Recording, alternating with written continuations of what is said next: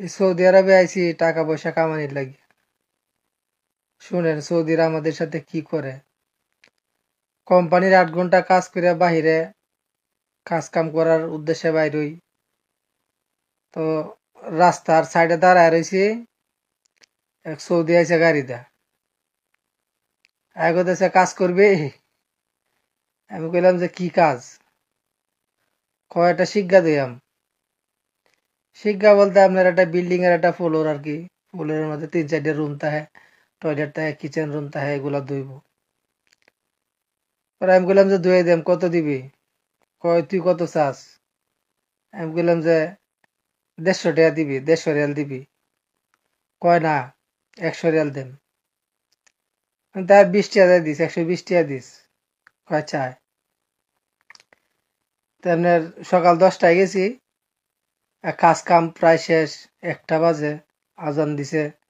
তো সৌদি আমার কথা কয় নামাজ পড়বে। আমি কইলাম যে আমি কাজ কাম করছি, কাপড় টাপড় গাইমা টাইমা গেছে, ময়লা টয়লা পড়ছে, তো গোসল দিয়ে বাসায় যাই, আমি নামাজ পড়াম, তুই নামাজ পড়। তো বেশ ভালো কথা, হ্যাঁ নামাজে দাঁড়াইছে। নামাজে দাঁড়ায় আপনার আমি কাছে দাঁড়ায় রয়েছি, নামাজ পড়ে উঠবো, টাকা দিব, আমি যাই আমগা। হ্যাঁ নামাজে তাই কেনিয়াত বান্ধেলছে আমার দর্শন করবো, বুঝছেন? খুব সম্ভবত ডান কাতে সালাম ফিরায়, বাম কাতে আর ফিরাইছে না। না ফিরায়া এই আমার রুমা গেছি, দরজাটা লাগাই দিছে। দরজা লাগাইছিস কেন? কয় আমার এই, যেহেতু এটা আমার অনেক আত্মীয় স্বজন, নিজস্ব মানুষও দেখবো, এই জন্য আমি কথাগুলা ব্যবহার করলাম না। কইতেছে আমি এটা চাই। তুইও পুরুষ মানুষ, আমিও পুরুষ মানুষ, এটা কিভাবে সম্ভব? কয় না সম্ভব। এটা যদি তুই না দেস তাহলে তোর উপরে টর্চারিং করাম। তো এটা কই আপনার আমার বিছানার মধ্যে ধাক্কা দিয়ে ফেলায় দেয়া,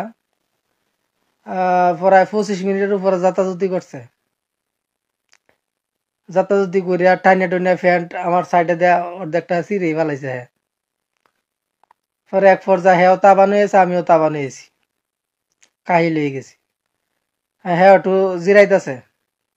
আমি বললাম তো জিরাইতেছে, তো আমার একটু পানি এনে খাওয়া, আমার গলা টলা হয়ে আছে।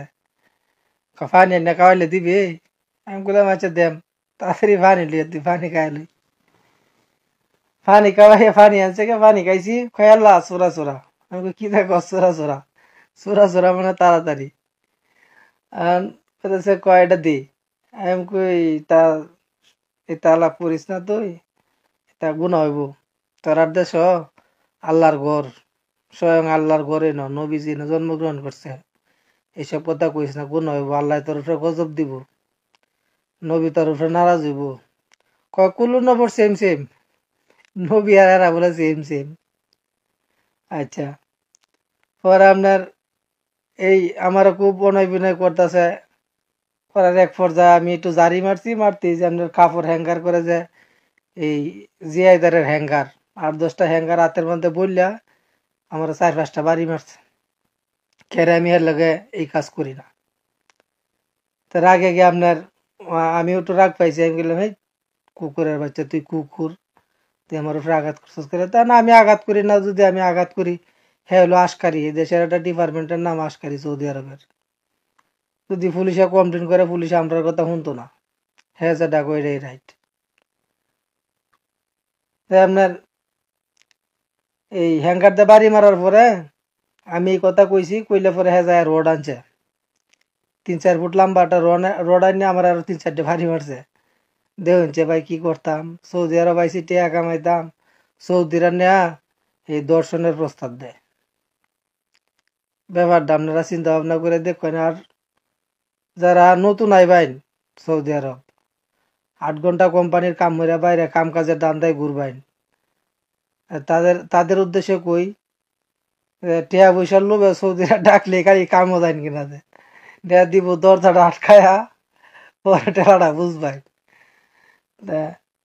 সবাই ভালো থাকবেন, দোয়া করবেন। আর এইসব ঘটনা 2-1 দিন পরে পরে আমরা লগে ঘটে, তো সবকিছু আপনার লগে কই আমি শেয়ার করাম। এর বিপরীতটাও ঘটে, বিপরীতটাও ঘটছে, এটা কই আম কালকে। আল্লাহ হাফেজ।